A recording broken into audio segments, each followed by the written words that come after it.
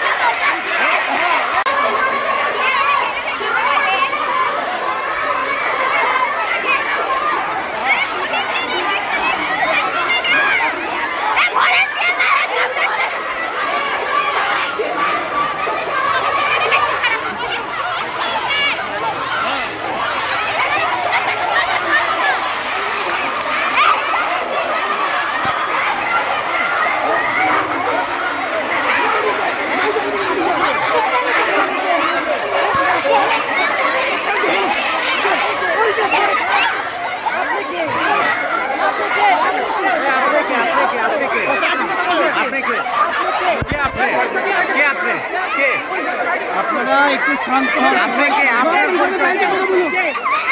Mohammad Delwar guardian guardian আমি Delwar guardian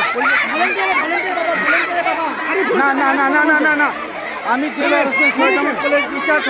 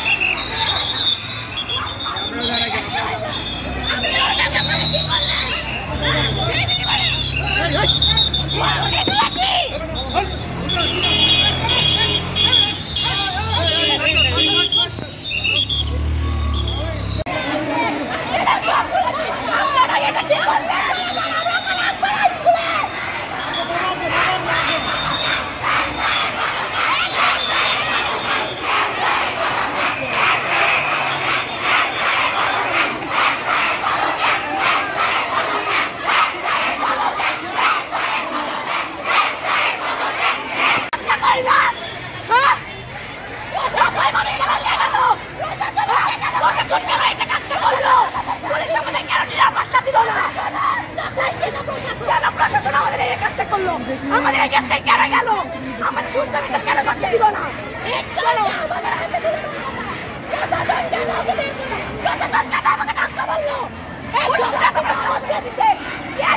এখানে ইস্যুর মধ্যে আসলে একদল হচ্ছে তারা আসলে বেতন বৃদ্ধির জন্য যে প্রতিবাদ করে তাদের সাথে আসলে তাদের অভিভাবকরা আসলে একাত্মতা ঘোষণা করেন। ঠিক এই মুহূর্তে আপনারা জানতে পারবেন যে আসলে ছাত্রদের সঙ্গে তাদের অভিভাবক এসেছিলেন, তারা এসে প্রধান শিক্ষকরা আসলে পদত্যাগের দাবি করে।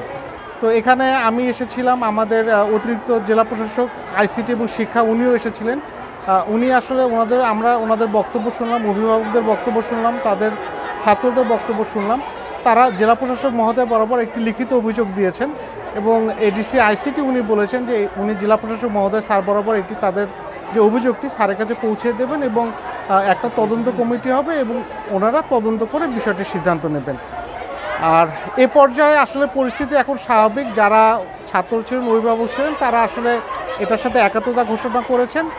আপনারা হয়তো দেখেছেন যে ইতিমধ্যে প্রিন্সিপাল মহোদয়কে আমরা ওনাদেরকে সেনাবাহিনীর সহযোগিতা আমরা আসলে রেস্কিউ করে ওনাকে নিরাপদে পৌঁছে দিয়েছি। আর এখন তো আপনারা দেখছেন যে সবাই আস্তে আস্তে চলে যাচ্ছে।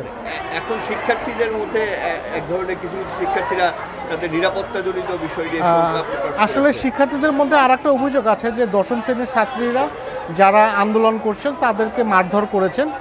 এই বিষয়টি আসলে আমরা খতিয়ে দেখব। যদি আমি তাদেরকে বলেছি যদি এই বিষয়ে কোনো অভিযোগ থাকে এটি আসলে জেলা প্রশাসক স্যার বরাবর এই অভিযোগটি তাদেরকে করতে বলেছে। পরিস্থিতি এখন স্বাভাবিক। ছাত্র এবং গার্জিয়ানও তারা যার যার বাসায় চলে যাচ্ছে। হয়তো আর অল্প কিছুক্ষণের মধ্যে আমাদের এই রাস্তাটি আমাদের নিয়ন্ত্রণে চলে আসবে। ধন্যবাদ।